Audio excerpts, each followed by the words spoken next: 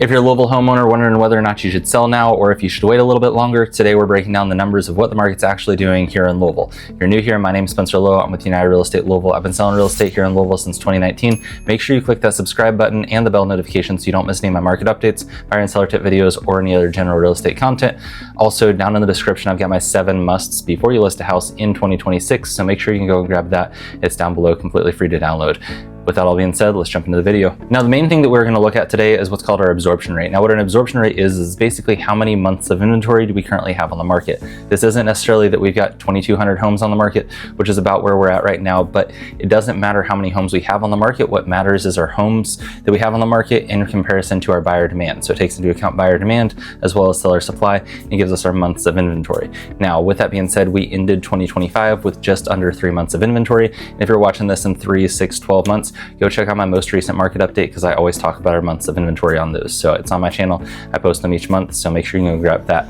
But right now, we ended the year with under 3 months of inventory. Now, with that being said, 6 months of inventory is considered as an even playing field amongst buyers and sellers. So we're still definitely in a seller's market, is where we ended 2025. Now, with that being said, we need double the inventory. So we need 3 months, times 2, so 6 months of inventory before we get into that even playing field amongst buyers and sellers, and we need more than that to push us into a buyer's market. So it's definitely still a good time to sell because we're still in a seller's market, but we need to make sure that we play our cards right in what we do, because I am seeing some people put their houses on the market, and then what happens is it doesn't sell, they don't get the results they're looking for, and it's all based on the strategy that they went in with. So here's how you get the best deals possible in today's market if you are thinking about listing. Now, there's 3 main areas when it comes to selling a house that we need to focus on. Now, the first one is going to be our prep work. This is where we do our staging, we do our touch-ups in terms of paint touch-ups because, the door handle went through the wall.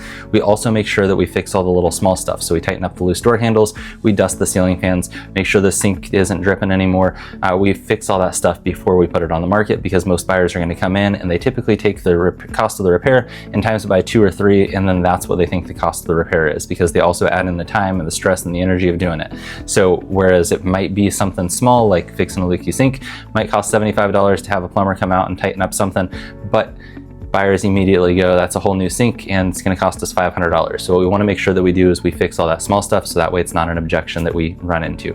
Now, when it comes to our prep work as well, we want to make sure that we stage it, we make it feel like a home, and we want it to smell good, we want it to be clean, and then we also want to focus on our curb appeal because our curb appeal is going to be our first impressions for any potential buyer. Whether somebody is driving by and they see the for sale sign in the yard, or they're on Zillow, Realtor.com, or any of the other search platforms, you're going to notice most of those search platforms, they position the outside of the house first before they see any of the pictures of the inside of the house. That's really important because if nobody is looking at the outside of the house and clicking on it, that means that we're not going to get a lot of people seeing the inside of the house. So when our outside of our house, to make it look like it's not a fixer-upper, because if the outside of the house needs a bunch of work, the shrubs are overgrown, the landscaping looks like it hasn't been touched in years, the grass is overgrown, all that stuff is going to make a big impact on who clicks on it, and not just who clicks on it, but how many people actually click on it. So the inside of the house could be immaculate, but if the outside of the house looks like it's a fixer-upper, some people aren't going to click on it. So we want to make sure that we get the outside of the house looking right, so that way people actually click on it and inquire about the sign in the yard. Now, the third thing that we want to do is we want to make sure that we stage it and make sure that it shows well in person, open up all the windows, open up all the turn on all the lights. We want to make sure that we clean the carpet, make sure we get it clean. So, dust the ceiling fans, the baseboards, make sure that we remove about 30 to 50% of the stuff that's in the house. Go ahead and take all that stuff out because let's be really honest, when we do that, 1, most houses have way too much stuff in it, and 2, when we remove 50% of the stuff, the house is going to feel a lot bigger than what it actually is, or it's going to show a lot better and it's going to feel a lot bigger. It's going to show the actual space that you have in that house. So we want to make sure that we're showing that stuff off. So make sure that we go ahead and remove about 30 to 50% of the stuff, and that's going to make the house feel bigger and you're going to get better results on the market because of it. So with our inventory growing a little bit since 2020, 2021, and 2022, we have seen our inventory increase.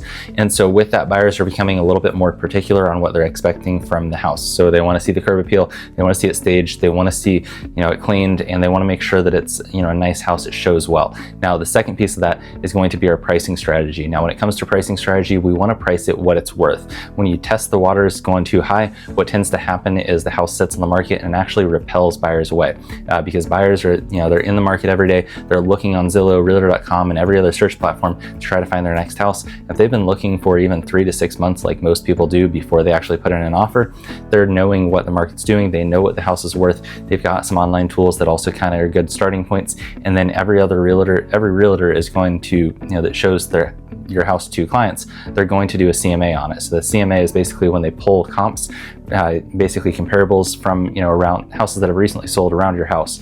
And what's really important is when they do that, they want to see that what we're asking for the house matches up with that. So that's one of the things that the buyer's agents do, is they double check the numbers on the house.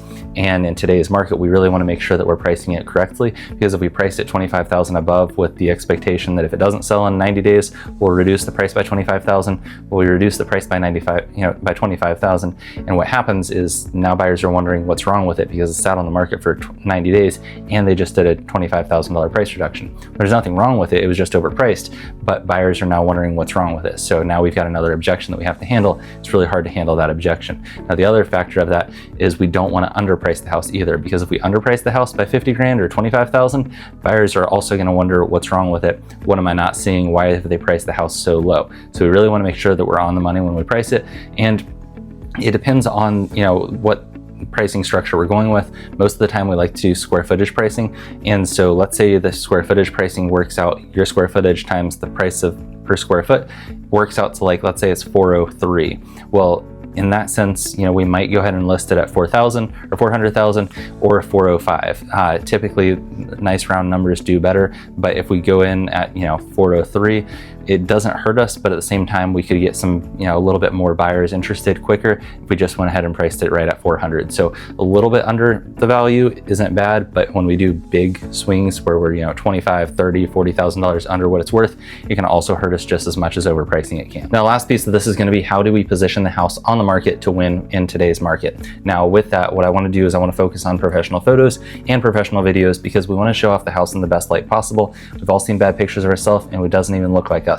We don't want your house to get bad pictures and doesn't even show off the house with what it is. We want to make sure we do professional photos to show the house in the best light possible that gets the most amount of attention from buyers on Zillow, Realtor.com, and all the other search platforms. Now, the second piece of that is the videos. What I like to do with videos is I post them on social media, and then we run paid for ads behind those videos to make sure that it's actually seen by the buyers that we want to get in front of. We want to make sure that we're targeting them, and we also want to make sure that when it comes to paying for the ads, that we're paying for it to get the maximum amount of exposure for your house in today's market. My last listing, we sold it in 4 days. We had over 70,000 impressions on social media ads, and we got multiple offers and ended up accepting one of the offers in that first 4 days. So if you want my full social media strategy, give me a call or shoot me a text, and we can go through the entire process of what I do for houses when we list them. Now, the biggest mistakes I see home sellers making in today's market is, one, they overprice their house and expect it to sell. What ends up happening is, like we already talked about, they overprice it by 25,000 with the expectation if it doesn't sell in 30 days, we'll drop it by 30,000 or by 25,000. What happens is they overprice it, scares buyers away, and then when they do drop the price, buyers are wondering, well, why is it sat on the market for 30 days and nobody's bought it yet, and they just did a $25,000 price adjustment. So price it right from the get-go is going to give you better results. The second one is going to be thinking that the MLS alone is enough. It's not. So what we need to do is we need to put it on the MLS, but we also need a full marketing strategy. So make sure that your agent has a full marketing strategy to help you get the results and get the exposure that your house deserves. Now, the third thing that I'm seeing sellers do is they overlook the prep work. So they don't focus on fixing the small stuff, they don't stage the property, and they don't focus on the curb appeal. All that stuff adds up, and buyers really care about it. Now, if you made it to this point in the video, I really appreciate you sticking around. Down below, I've got my 7 musts before you list a house in 2026. Make sure you can go and grab that. I've also got my cell phone number down there, so if you're thinking about selling and you want a free consult just to see what your house is worth, or just a free consult to see what we need to do in order to get the house ready to sell, give me a call or shoot me a text and we'll get it on the schedule. Once again, my name is Spencer Lowe. I'm with United Real Estate Louisville, and I'll see you in the next one.